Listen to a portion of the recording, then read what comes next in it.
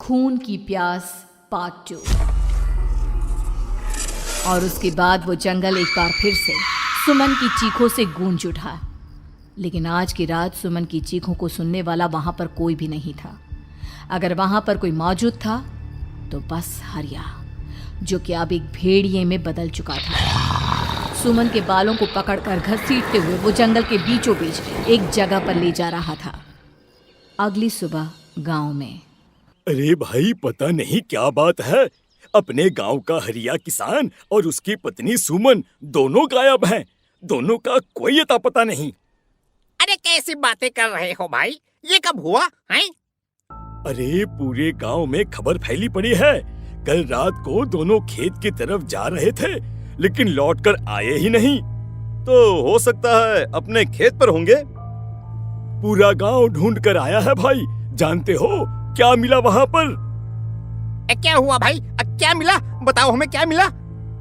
अरे हरिया की पत्नी सुमन के कपड़े पड़े हुए थे। शरीर का एक एक कपड़ा फटा हुआ झोपड़ी के बाहर पड़ा था, लेकिन दोनों पति पत्नी का कोई पता ठिकाना नहीं था। अरे भाई, लेकिन उसका जो दोस्त है ना रामू किसान, उससे पता करके आते हैं ना।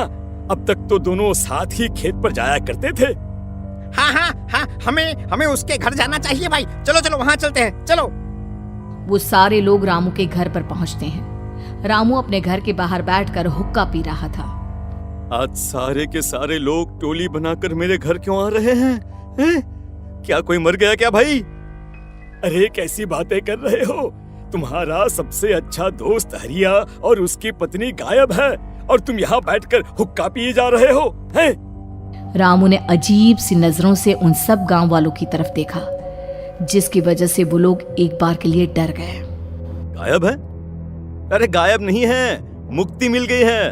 उन दोनों को मुक्ति मिली है। इस दुनिया में आकर हर इंसान पाप करता है और उसे उसके पापों के लिए मुक्ति मिलना बहुत जरूरी है। अरे ये कैसी बहकी बहकी बातें कर रहे हो भाई, हैं? और इसका चेहरा अजीब सा क्यों लग रहा है? लगता है दोस्त के मरने का गम बैठ गया है।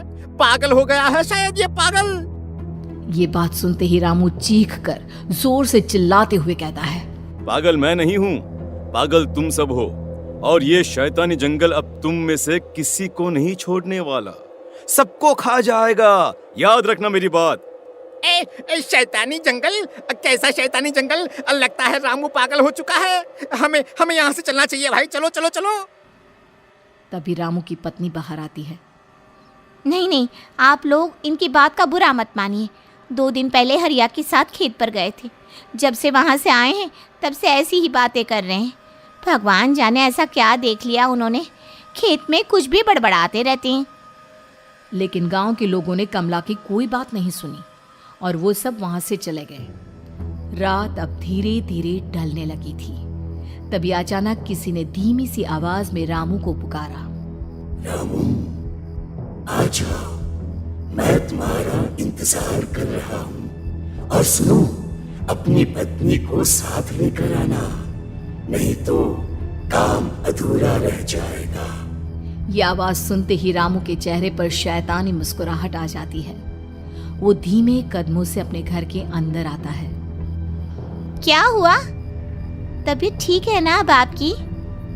मैं तुझे अपने साथ खेत पर ले जाने आया हूँ, चल।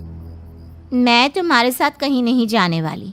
मुन्ना गहरी नींद में सो रहा है और उसे अकेला छोड़कर मैं तुम्हारे साथ खेत पर नहीं आ सकती। वैसे भी तुम्हारे उन खेतों में भगवान जाने कौन सा राक्षस घूम रहा है, मुझे तो डर लगता है। रामू गुस्से में दांत पीसता अपनी झोपड़ी से बाहर आ जाता है और कमला गहरी नींद में अपने बच्चे के साथ सो जाती है। तभी अचानक रात को रामू की झोपड़ी के ऊपर एक साया वही गाना गुनगुनाते हुए घूमने लगता है जो हरिया के मोबाइल में बजा करता था। मैं मौत हूँ, मौत हूँ, मौत जो पसरी है चारों ओर, जो आएगी कहीं से भी निगल जाएगी सबको। मैं मौत हूँ, मौत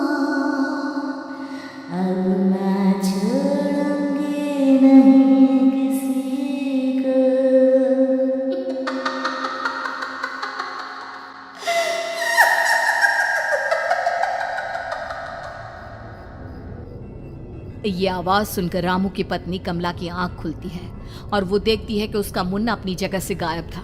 कमला चीखते हुए बाहर दौड़ कर आती है। वहां पर उसने देखा कि रामू ने अपने बच्चे को झोपड़ी के बाहर एक पेड़ से उल्टा लटकाया हुआ था और उसका बच्चा चीख चीख कर रो रहा था। वहीं दूसरी तरफ एक साया बच्चे के ठीक नीचे आग जलाकर उसके चारों तरफ हैवानों की तरफ नाच रहा था। छोड़ दो मेरे बच्चे को। अरे क्या कर रहे हो तुम? शर्म नहीं आती तुम्हें अपने ही बच्चे को इस तरह मौत के हवाले करते हुए? अपना बच्चा? किसने कहा ये मेरा बच्चा है? अरे ये तो उस रामू की औलाद है, इस गांव के किसान रामू की, और मेरी दुश्मनी इस गांव के हर इंसान के साथ है। क्या?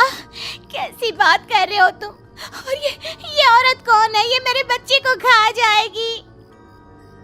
तभी अचानक से उस साया ने एक बेहद खतरनाक दिखने वाली औरत का रूप ले लिया और उसकी आंखों से आग निकल रही थी। सही पहचाना तूने, मैं तेरे बच्चे को खा जाऊंगी।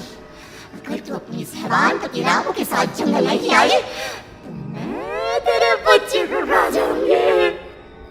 लेकिन क्यों? आखिर क्या चाहती हो तुम मुझसे? मुझे जंगल क्यों ले जाना चाहती हो?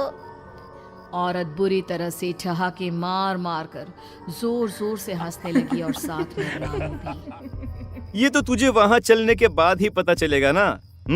अगर तू नहीं आई तो थोड़ी देर में तेरा ये बच्चा आग में जलकर मर जाएगा। चल जल्दी। नहीं, मेरे बच्चे को छोड़ दो। तुम जहाँ कहोगे मैं तुम्हारे साथ चलने के लिए तैयार हूँ।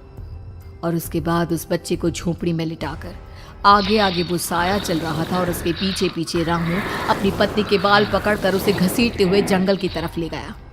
जंगल में जाने के बाद, कितनी खूबसूरत हो तुम। आज की रात बस तुम और मैं एक दूसरे के साथ रहेंगे। मुझे तुमसे बहुत डर लग रहा है। तुम्हें क्या हो गया है? तुम तो बिल्कुल ठीक थे। वो होगा जो हमारे बीच होना चाहिए। तो आओ अपने आप को मेरे हवाले कर दो। कमला ने डर की वजह से अपनी दोनों आंखें कसकर बंद कर ली थी। रामू ने बुरी तरह से चीख कर कमला से कहा, आंखें खोलो अपनी और मेरी तरफ देखो। कमला ने जैसे ही अपनी आंखें खोली उसने देखा कि रामू एक खतरनाक खूनी हैवान में बदल चुका था। कौन हो तुम? जाने दो मुझे।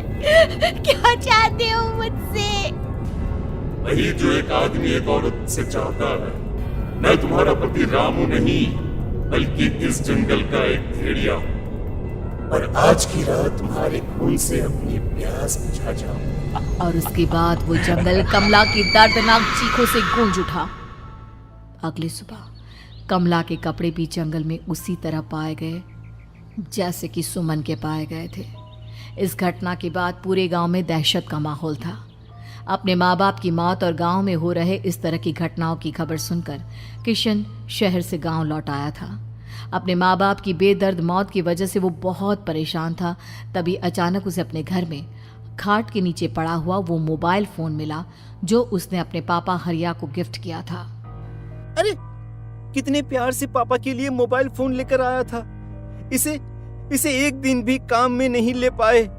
और आखिर कौन है जो गांव में इस तरह की हत्याएं कर रहा है? क्या है इन सब के पीछे? क्या है? मुझे पता करना ही होगा, वरना एक दिन पूरा का पूरा गांव खाली हो जाएगा। इस गांव में एक भी जिंदा इंसान नहीं बचेगा।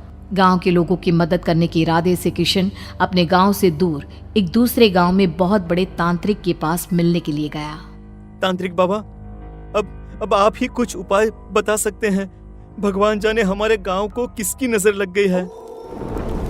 नजर नहीं लगी है, किसी ने तुम्हारे गांव को बद्दुआ दी है।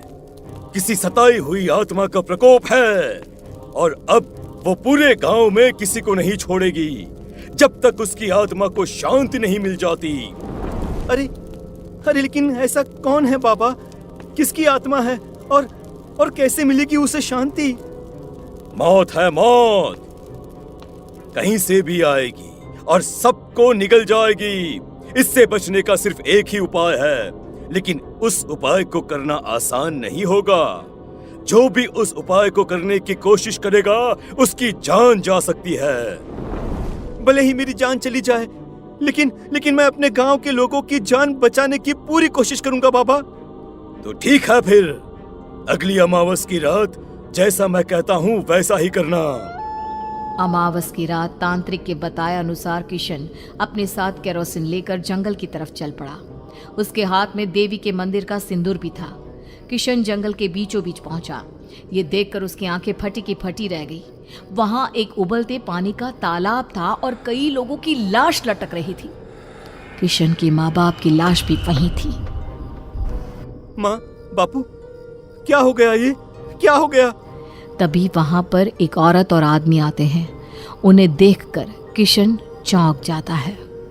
गोपाल काका, आपकी तो 5 साल पहले मौत हो गई थी। और निर्मला काकी, आप?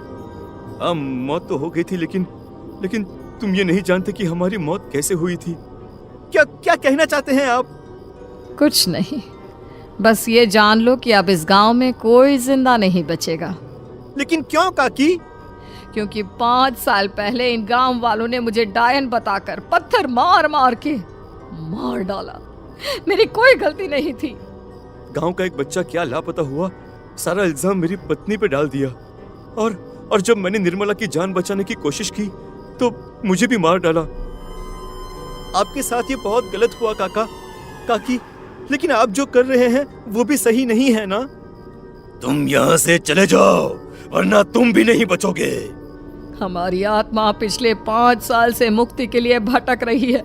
चले जाओ यहाँ से। मौका देखकर किशन सिंदूर उन दोनों के ऊपर डाल देता है। उनका शरीर जलने लगता है और वो भयानक तरीके से चिल्लाने लगते हैं। अगले ही पल किशन उनके ऊपर केरोसिन डाल देता है और वो दोनों जल जाते हैं। किशन अपने माँ बाप और दूसरी लाशों का अंतिम संस्कार करवाता है और अपने घर लौट आता है। लेकिन वो अभी भी इस बात से अनजान है कि मोबाइल अभी भी बज रहा था। मैं मौत हूँ,